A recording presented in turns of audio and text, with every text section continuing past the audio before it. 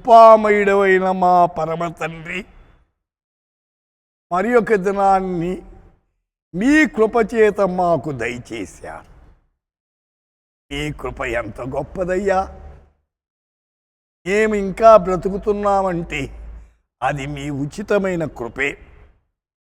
ఈ దినము యెషయా గ్రంథం 54వ అధ్యాయం 10వ వచనం, నా కృప నిన్ను విడిచిపోదు. My steadfast love shall not depart from you. मेरी करुणा तुझ पर से कभी ना हटेगी. దేవుని కృప విడిచిపోతే ఏం పనికిరాం.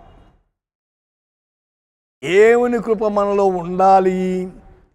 దేవుని కృపలో ముందుకు సాగాలి. దేవుని కృపచేత అనుదినము క్షణము నడిపించబడాలి. దేవుని కృపలో క్షమాపణ ఉంది. అయితే ధర్మశాస్త్రము మానవుణ్ణి పాపము నుండి విడిపించలేకపోయింది. కృప అయితే ఎన్ని పొరపాట్లు చేసినా రా, ఒప్పుకో, నీకు కృప చూపిస్తా, నీకు సహాయం చేస్తా అని అంటాడు. కాబట్టి దేవుని కృప నుండి దూరం కావద్దండి.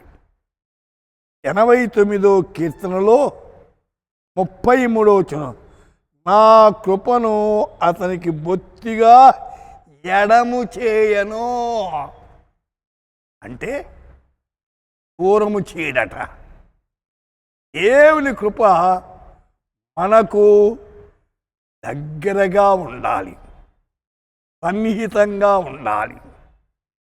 దేవుని కృపలో నిమగ్నులు కావాలి. అది అవసరమైంది.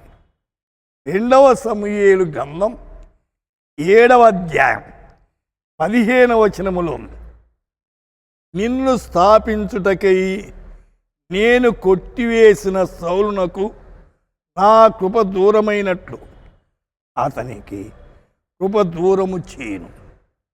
సౌలు గర్వించాడు, దేవునికి దూరమయ్యాడు, కృపను త్రోసివేశాడు. అందుచేత అతని స్థానములో దేవుడు మరలా దావీదును రాజుగా చేస్తున్నాడు.